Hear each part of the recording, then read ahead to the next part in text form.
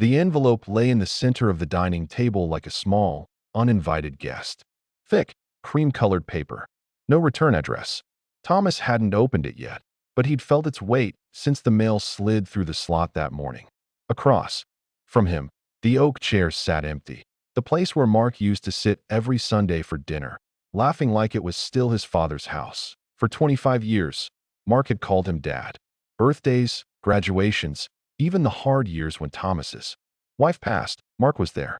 There had been arguments, yes, but nothing that hinted at betrayal. At least, not until now. The house was still, save for the quiet tick of the grandfather clock in the hallway. A shaft of late afternoon sun cut across the table, catching the edge of the envelope. Something about its formal neatness made his chest tighten. He reached for it slowly, the paper cool under his fingertips. The seal broke with a soft crack. Inside was a letter, typed, clinical, addressed not to Dad, but to Mr. Whitaker. The words blurred for a second before his eyes adjusted. Legal language, custody records, dates from decades ago, and then one sharp line that caught like a hook. Paternity results, finalized August 12, 1999. He read it again, and again. His pulse thudded in his ears. It wasn't possible. It couldn't be. A car door slammed outside. Through the window, he saw Mark's sedan pull into the driveway, tires crunching over gravel. Thomas's grip tightened on the letter. For the first time in years, he didn't know whether to greet his son or the stranger who was about to walk through that door. When the knock came, it was lighter than he expected. Almost polite, he slid the letter back into its envelope and set it down. "Come in," he called, his voice steady. But his heart was already bracing for whatever truth was about to step across the threshold. Mark stood in the doorway, sunlight at his back, carrying a smile that didn't reach his eyes. He stepped inside like nothing had changed, like the ground beneath Thomas's feet hadn't shifted minutes ago. "Hey, Dad," Mark said, his voice warm but deliberate. The word Dad landed heavier now, as though it had been rehearsed. Thomas gestured toward the table. "Sit. We need to talk." Mark didn't sit. Instead, he moved toward the sideboard where framed photos lined the top. Mark's high school football trophy, the two of them fishing at the lake, a family Christmas with sweaters too bright to forget. His fingers brushed the dust from one frame. "You've kept all this," he murmured, almost surprised. "Why wouldn't I?" Thomas asked. Mark turned, leaning against the sideboard. "Because I'm not exactly your responsibility anymore."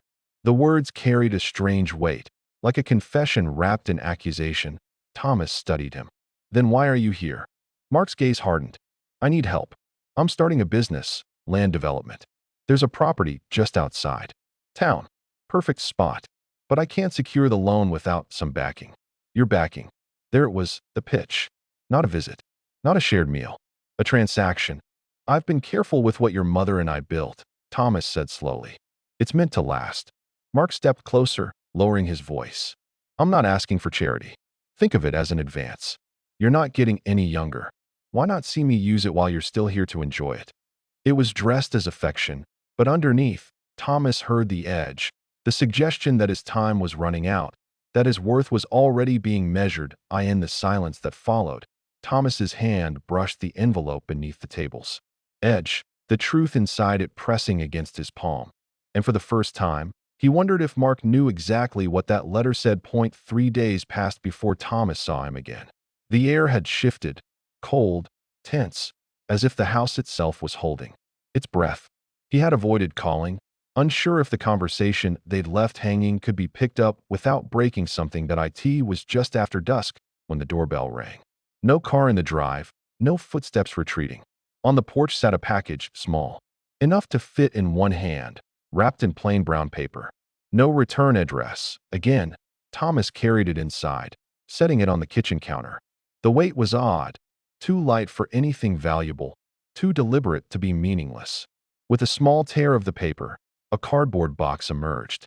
Inside, on a bed of crumpled newspaper, was a single item, a copy of his wife's will. The original had been locked away for years. This one had something different. His own signature, familiar, fluid, sat at the bottom of a page he'd never seen before. Above it, an added clause transferred the Whitaker family land to Mark, effective immediately, without condition. His breath caught. The paper was fresh. The ink wasn't his. The phone on the wall rang, its jarring tones slicing through the moment. Thomas lifted the receiver, but there was no greeting, just Mark's voice, casual and calm. "If the bank calls, you'll back me up, right? It's easier this way. Paperwork's already sorted." Thomas gripped the cord, his knuckles white. "You forged my name." A beat of silence. Then, "Don't be dramatic, Dad. It's just business. And it's not like you can prove it wasn't you." The line went dead. Thomas stood there, the box open before him, the fraudulent page glaring under the kitchen light. In that instant, the years of shared dinners, Sunday fishing trips, and birthday cards seemed to collapse into something else entirely, a calculated investment. Mark hadn't just crossed a line. He'd burned it. That night, the house felt cavernous, every room holding echoes of a life that suddenly seemed like a story told to someone else. Thomas sat in the den, the television dark, the fire cold. On the low table before him sat a single object, a photograph in a silver-framed it was taken 25 years ago. Mark couldn't have been more than 6, his hair a wild mess from the wind at the lake. Thomas's late wife, Ellen, stood beside them, her arm looped through his, the three of them smiling like nothing could ever split them apart. Back then, there had been no questions, no paperwork, no reason to think of bloodlines. Only love. His fingers brushed over Ellen's face in the photo. She had been the one who insisted they take Mark in when his mother, Ellen's cousin, couldn't raise him. "He'll be ours," she'd said, as if speaking it would make it so. And Thomas had believed her. A floorboard creaked behind him. His oldest friend, Henry, stood in the doorway, a takeout bag in hand. "You didn't answer my calls," Henry said softly, setting the food down. He glanced at the photo, then at Thomas. "You look like you've been staring at ghosts." Thomas told him everything. The letter, the forged will, the call. Henry listened without interruption, the lines in his weathered face deepening. "You've been holding this family together with your bare hands for decades," Henry said finally. "But there's a difference between love and letting someone bleed you dry." The words settled heavy, but true. Thomas looked back at the photo, the silver frame cool under his touch. For years, he thought protecting Mark was the same as protecting Ellen's memory. But now, he saw the truth. Loving her didn't mean sacrificing himself to someone who saw him as a ledger. "I have to stop saving him," Thomas said quietly. The resolve in his voice surprising even himself. 2 mornings later, the fog clung low over the fields as Thomas drove into town. The courthouse loomed ahead, all brick and echoing hallways, a place he'd only visited for jury duty and parking permits.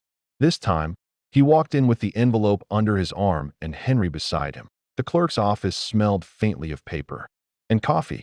Thomas slid the forged will across the counter, along with the letter from the envelope, the one that had been sitting like a stone in his chest since the day it arrived.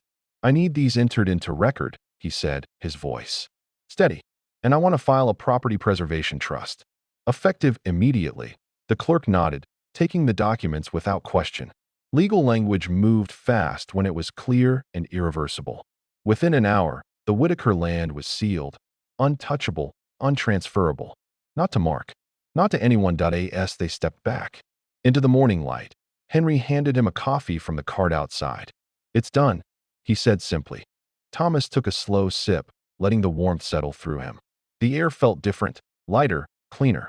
Not because the past was gone, but because it could no longer dictate the future.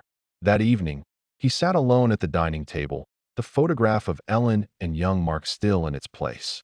He didn't hide it, didn't turn it face down. The memories could stay. They just didn't own him anymore. The phone rang once, twice, then fell silent. No message.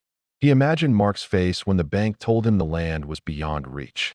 There would be anger, maybe threats, maybe silence. But it would all happen far from here. Thomas poured himself another cup of coffee, the house quiet except for the hum of the refrigerator. The fight was over. For 25 years, Mark had called him Dad. Tonight, Thomas finally understood. He didn't need the title to know who he was. And he didn't need permission to protect what was his.